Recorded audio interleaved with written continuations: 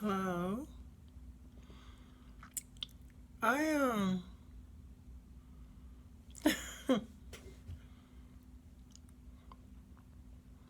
I just went out to eat, and this guy at the restaurant kind of has a crush on me.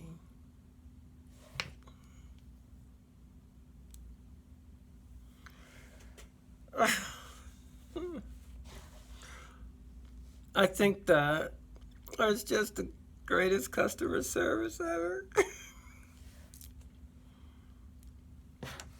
Because, like, when they make your plate, like, my plate just is getting bigger and bigger. It's like, and he's, like, always talking to me, and he's, like, really sweet. And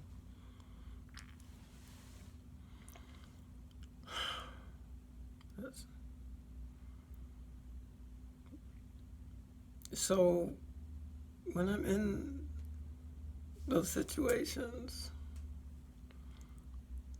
I just feel like this kind of happy girl. Like, I don't know.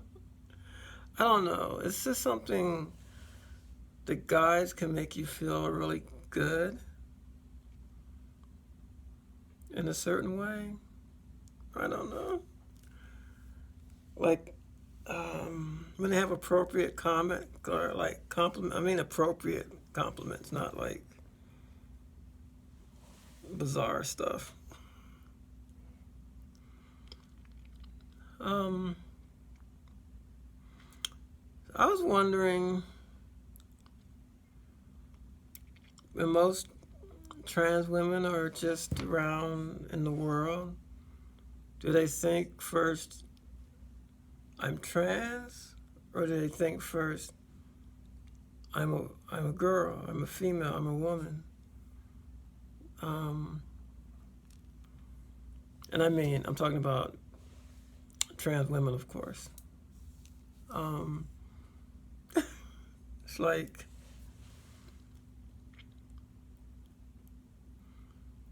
because I'm a person of color, an African American, all my life, I would know, like, I would think that I was a person of color, blah, blah, blah. And part of it maybe because this is such a racist country that, you know, society wants you to know that, but so it's always been there, and it's like, if someone mistreats me or disrespected me in some way in life, a white person, the first thing I would think is, are they doing that because I'm black? Like, any little slight, my mind sort of went there. I had this childhood friend, and he told me, I was like 14, he said, you can never really be friends with a white person because when they get angry, they're going to call you nigger. That's what he said. He said, things are fine, and you're like palling around and you're like, having a good time. But if they get into an argument, like they don't know how to argue. And so they'll go straight for the N word. Like, in his wisdom, also 14 is what he told me. I didn't find that the case. Because I've had friends, white and black, all colors, whatever. But I've been around some racist white people. So, but we weren't friends, But so society wants you to always know when you're an African American that you're African American. But when I transition, because it's like I knew deep down in my soul that I was a woman. I didn't think I wasn't. I know there was a different word for it that you could use. Because that word, when I was young, that word transgender wasn't available, or no one heard. I never heard of that word. that description, adjective, whatever. uh, so I just feel like a girl. That's what I would say. And I transition, and it's okay. There's a word for this. There's a way to describe it. But I'm a woman. That's what I am. And so, when I'm out and about, my mind doesn't go to, I'm a trans woman who went to this restaurant. I'm a trans woman who went to the bank. I'm a trans woman who went to work. My mind is just like, I'm a woman who went to the restaurant. I'm a woman who went to the bank. I'm a woman who went to work. And that's how I comport myself. That's how I interact with people. It's not like I have a big sign on my head, or announce, "Hey, I'm trans." Let's with the work that I do, like I interact with a lot of people who don't know every day.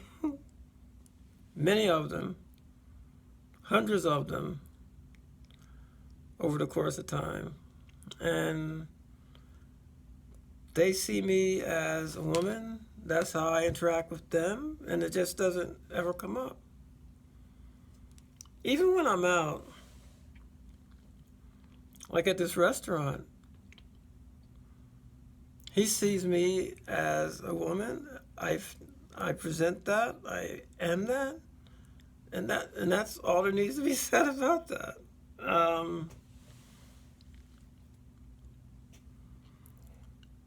So I wonder if most trans women, when they're out and about, just feel like women, not like trans women. So I don't think about that all day long, you know. If a guy's flirting with me, or if guys, most of the issues I've had with men have not been because I'm a trans woman. It's been because I'm like a woman. It's the types of things that have happened to me has happened to women. There have been the times where I have been clocked, and called, and these different slurs, but doesn't happen often. And so if it does happen, it catches me off guard, because I'm not expecting it to happen, because it doesn't happen very often. Like maybe once or twice a year, the whole year.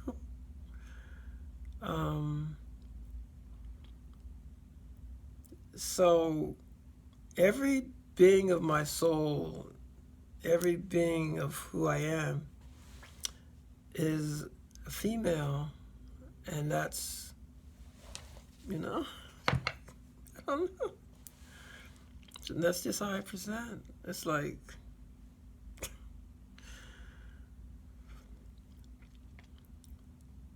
so there are some exceptions.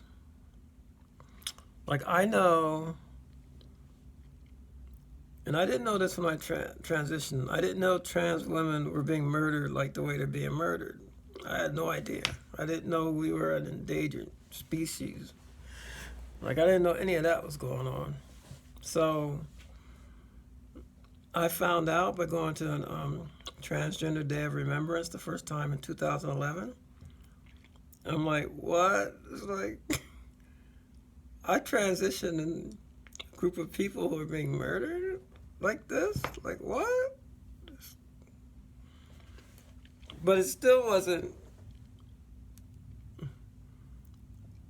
It would be terrible to say it was in theory. Like when something doesn't happen to you, it doesn't impact you, or it impacts other people. It's like sometimes it's hard to grasp hold of that. And I was like, wow, okay. But in my own life, I felt safe, except for those certain situations, times when I've gotten clocked. Again, not that often. Particularly as I started to develop more attributes. Um, but the situations, like, it hasn't left me that most of the trans women being murdered look like me. Same skin color. Trans women of color. Year after year after year after year after year. And most of the perpetrators are men of color. Most of them are black men. Now, does that mean I'm terrified of black men? In my job in social services, most of my clients, probably 85% or 90% are black men. And around these guys, I feel totally comfortable. I haven't had a lot of issues. I got clocked one time in almost 5 years. So that's 51, 52. 250 to 300 people has happened once. So it's not like it's not an issue with me. When I meet a client, I'm conscious of trying to exude as much femininity as I can, but without being flirting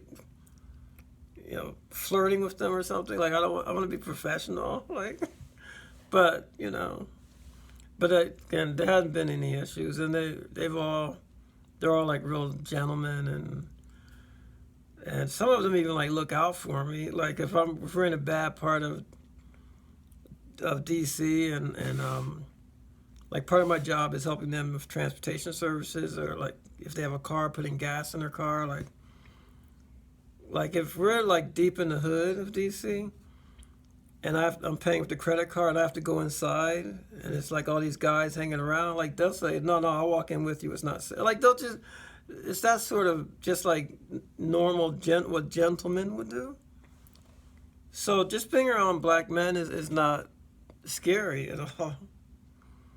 But I'm cautious because I know how people have been murdered in the past, and many trans women of color have been murdered for just the reason of being trans and walking down the street. I mean, Islan Nettles was murdered in D.C.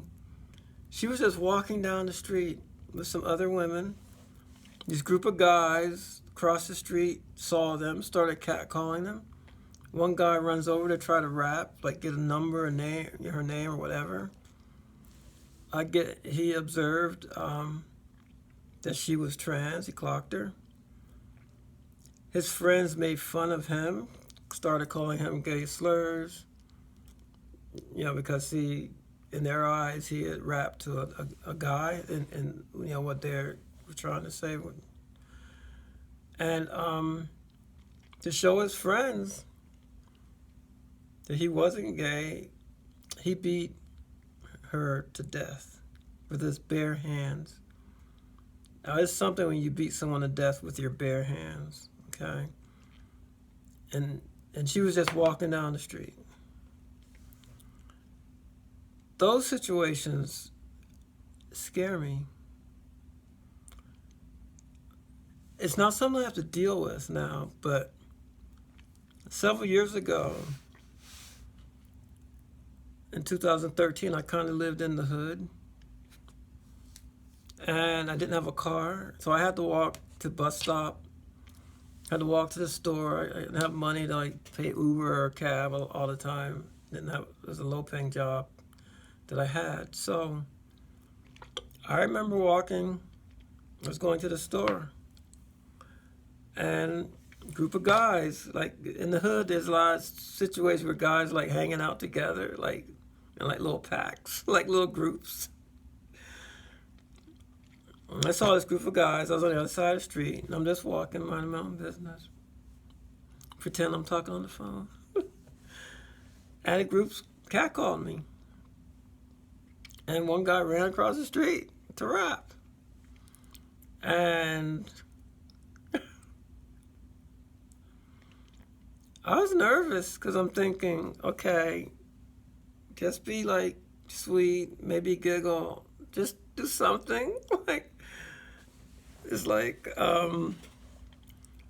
use your feminine defense mechanism. And you have your little thing that, oh yeah, I have a boyfriend, but thanks, and like, like giggle, don't keep walking. So and he was fine. He got the hint that I wasn't interested in him, and he ran back to his buddies, and I didn't get clocked. No one yelled any gay slur or anything like that. But I mean, that's kind of like heart pounding. No, I have a car now, so I don't have to deal with those types of situations. But there are times where I'm places where guys will hit on me. And it's the weirdest place. Could be mind your business in a store. Like a guy will just come up and start trying to rap, and that's happened many times. It's like what? And if they're one-on-one, I don't feel threatened because I'm always in the public. And there's no one to like try to instigate it and escalate it. But if it was that scenario where there's a pack, so I don't go to urban clubs. I haven't been to an urban club in like 7 years. It's been a while. Because those are not good situations for me. Because likelihood is I will get hit on, and I I just don't want to put myself in that situation. Now I've been to clubs that are mixed, black and white people, Spanish people, whatever, and black guys have hit on me, and nothing's turned out bad with that, So so when I go to these, while if I'm walking and there's a pack of guys, it might be on my mind. Okay, you're trans, have your defensive mechanism. But when I'm in these other places, I'm just a woman in those places, like trying to be cute, like just doing whatever I'm doing. It's like. It doesn't come to my consciousness that I'm a trans woman in this place. It's always I'm a woman in this place. And I don't know psychologically. I don't know how that happens. Because it's up here, and I guess it's in my heart. But I think I've always felt that all my life, but I've like kept it dormant. Because I had to. But when I transitioned, it's just like, it just came out of me. All the femininity that I was holding in for all my life, just, it exploded. When I started estrogen, oh my God. Oh my God. It's like femininity on steroids. It's like, oh my God. So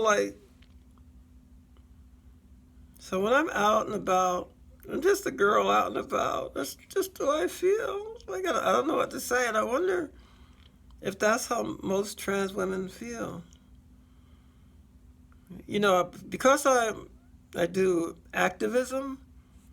That's what reminds me all the time, because I'm involved in activism, and I guess make presentations and things like that. So that keeps it fresh in my mind about the community and what's going on. even what's going on in politics and the oppression that's really hitting the community, like that, it keeps me fresh with that. Um, but that's that's the different hat. Sorry, that's the different hat that I wear. But normally, when I'm just out and about, I'm just a girl out and about.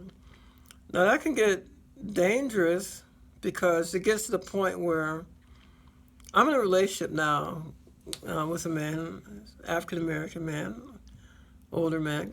It's like the younger guys is like where you get in trouble.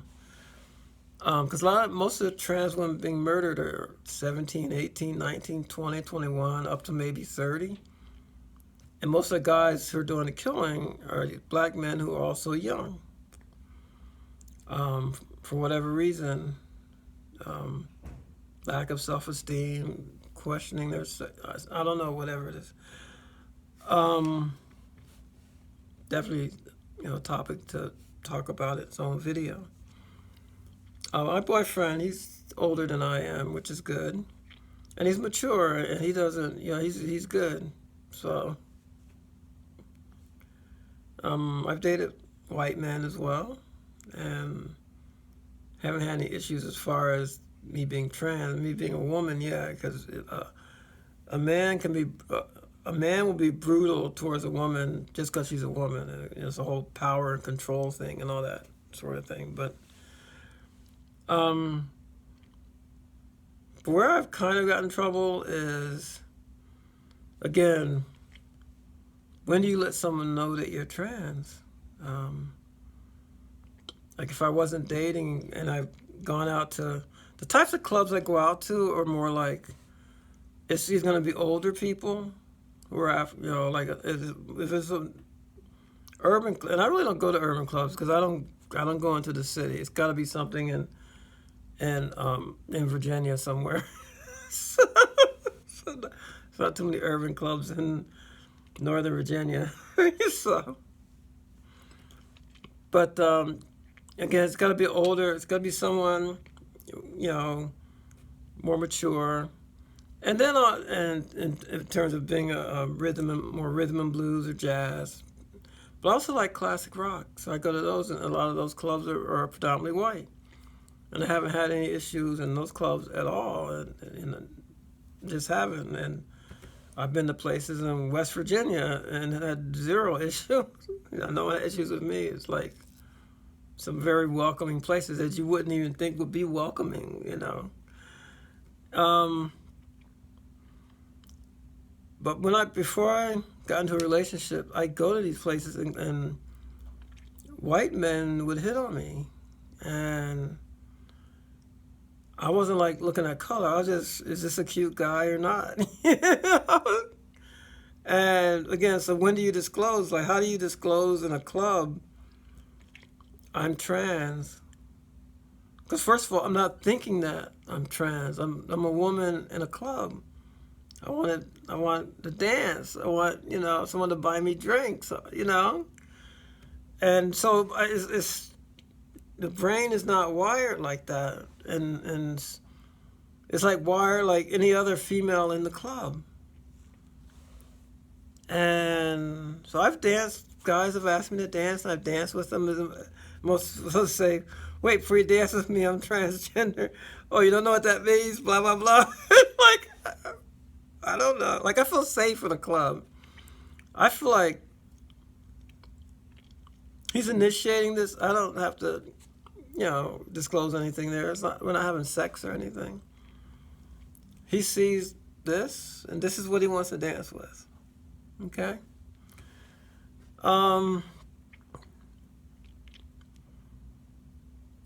There have been 2 situations that I wouldn't do again. Well, maybe 3, and when you're lonely, when you're a lonely woman, sometimes you don't use your best judgment, especially if you've been drinking. And I haven't always used my best judgment. And maybe I could have been one of these murdered women, but again, the environment where I was at, probably low probability, but so this guy started talking to me in the club and buying me drinks, and he was cute, and he wanted to dance, and so I spent the whole night dancing with him. And we're sitting at the bar,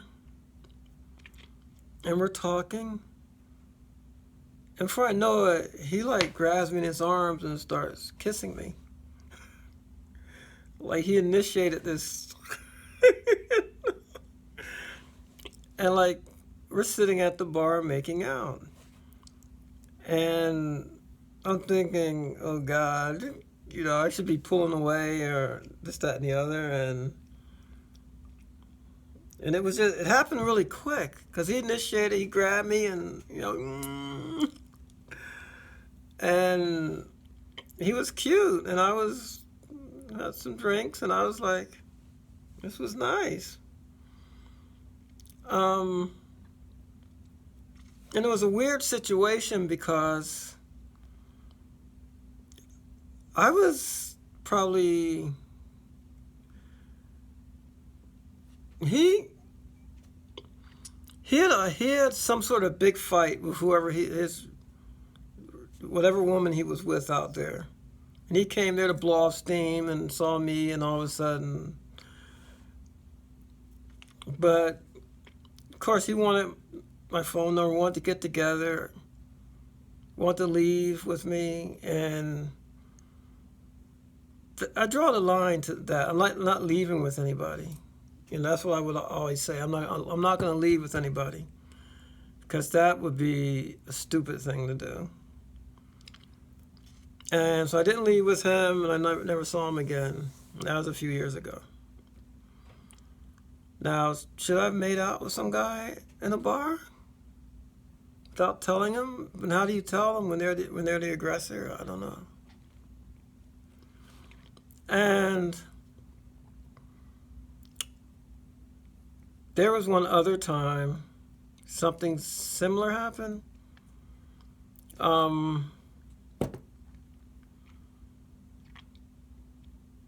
And this guy took me to, I met him. I was walking to a restaurant and he saw me. You know how guys run up, rapping to you and walking with you, and he just like, okay, is this creepy? This guy's following me into this restaurant. But we started talking, and it was an interesting conversation, and we're partying in a restaurant, and he's a Spanish guy, he started serenading me. Serenading. Okay. I've never had anybody serenade me before. And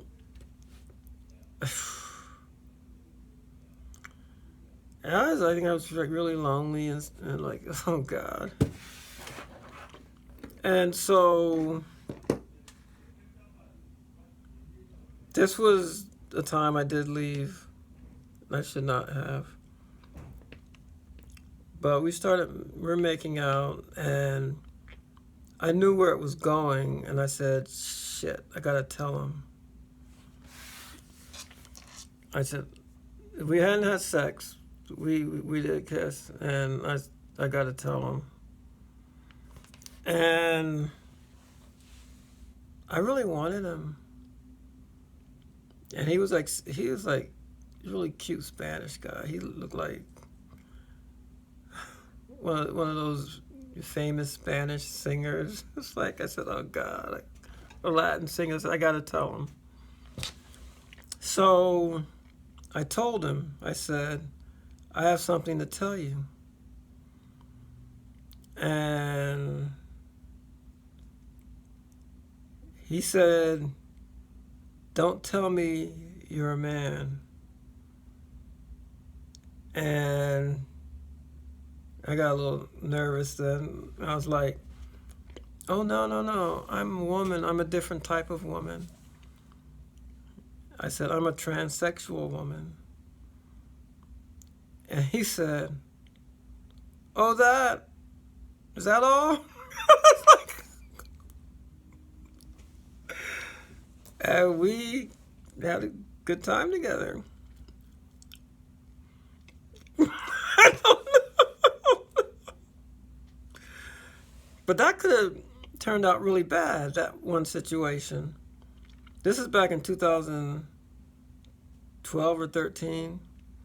But that could have turned out bad. If I was with the wrong guy, he might have beat the hell out of me just because we made out or something. I don't know.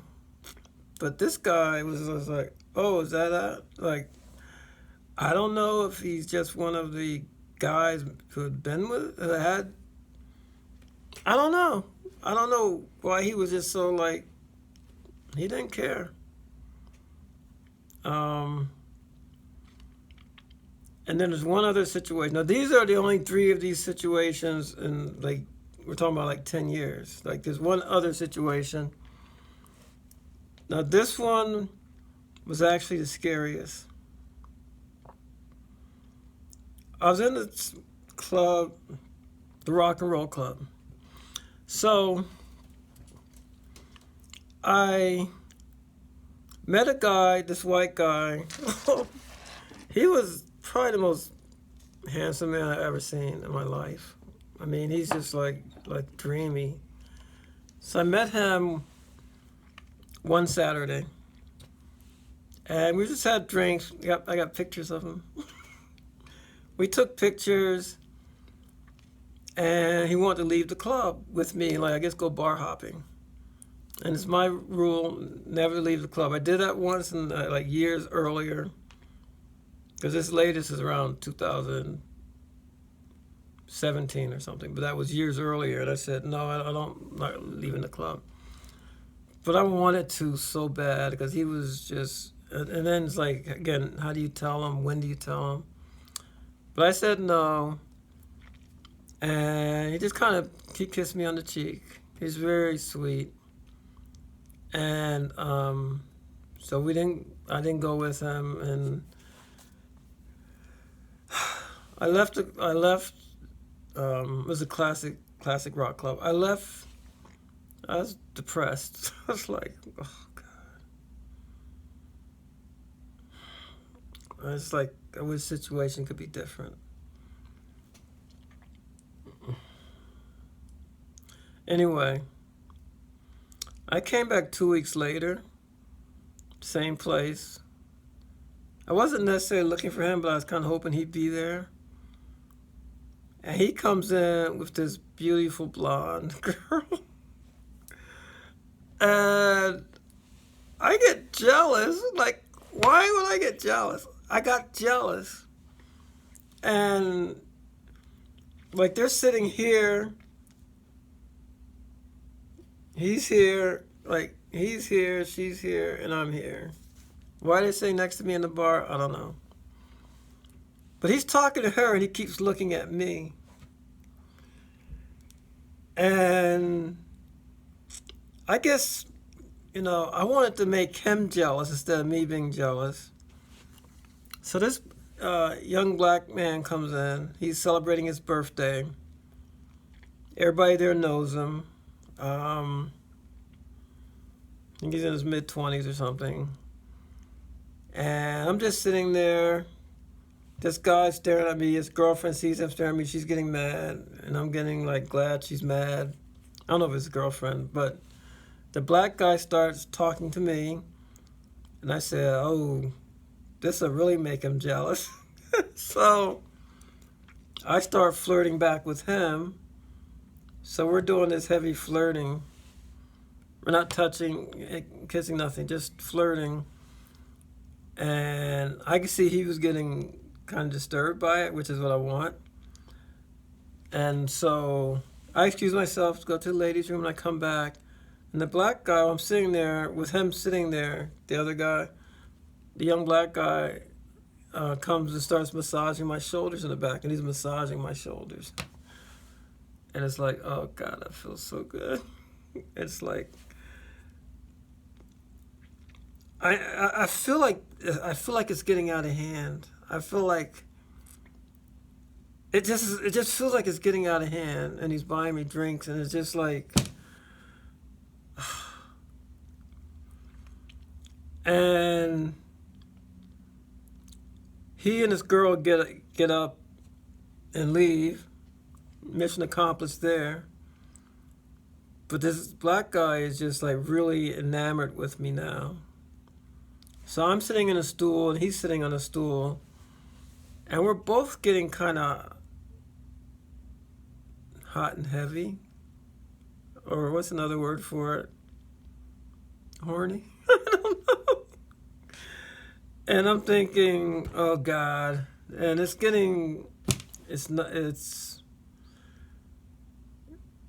I'm wearing this like really short mini skirt, and he's like he's touching me a lot of places, and I'm like, okay, Sarah, okay, let's see. You got to find a way of getting out of this situation.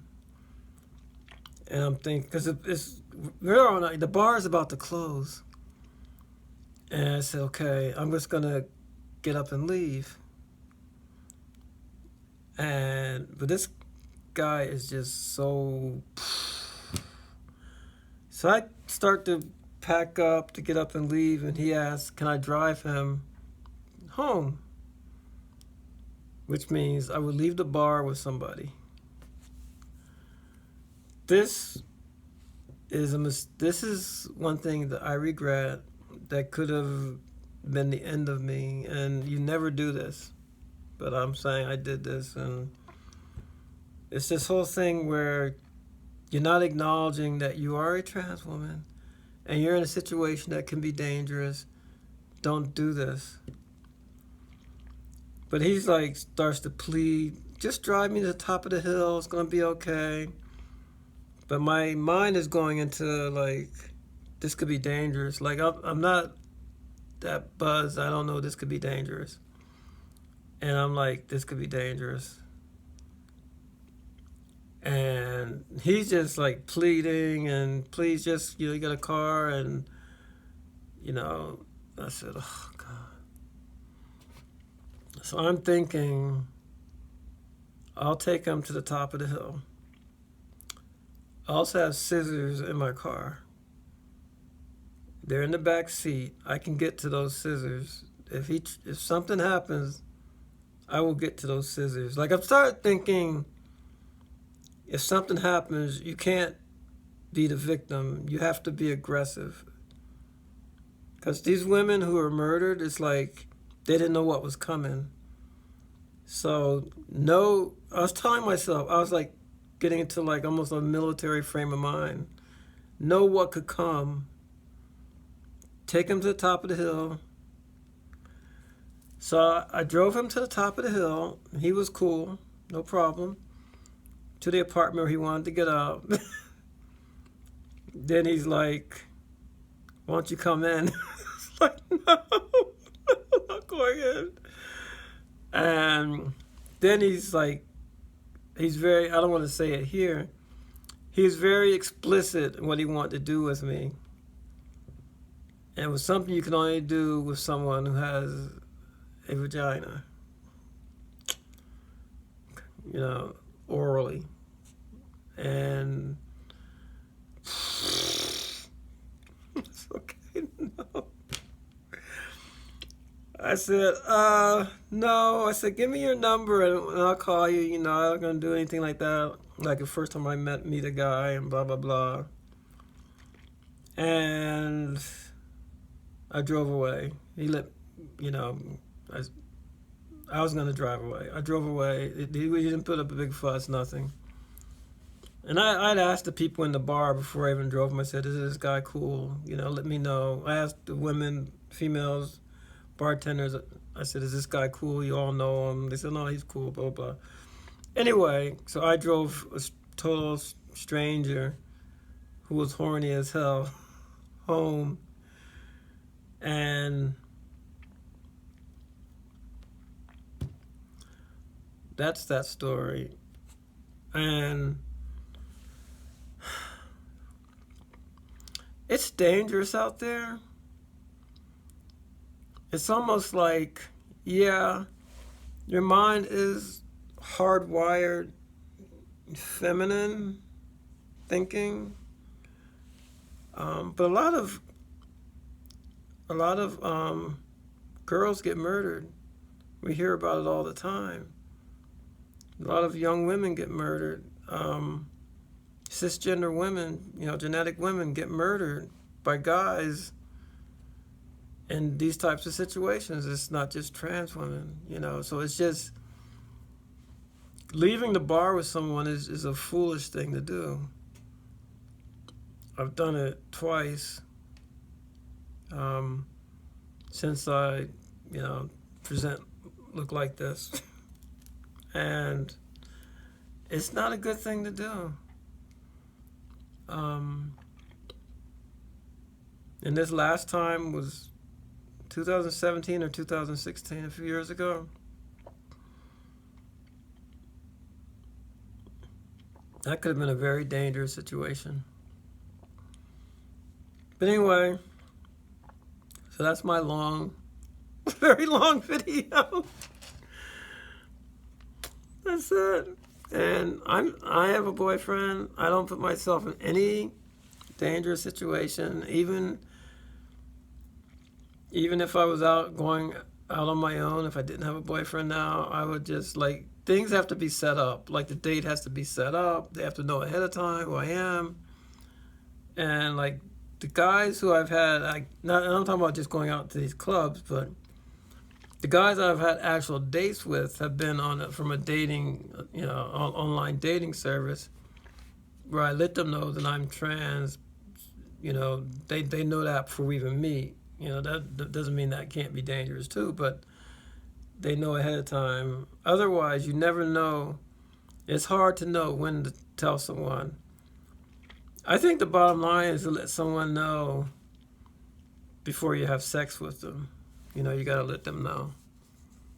In terms of kissing you, and they're aggressive with that, it's hard to let them know ahead of time. It's they look at you and they see boobs and they're excited or whatever, but this is me. I'm not trying to fool anybody. This is just who I am,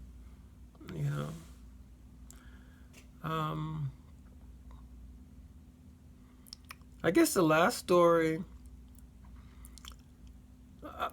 no, because those three were kind of outliers. I've been dating people. I've been going on dates and all this sort of stuff since, guys have been attracted to me since 2011.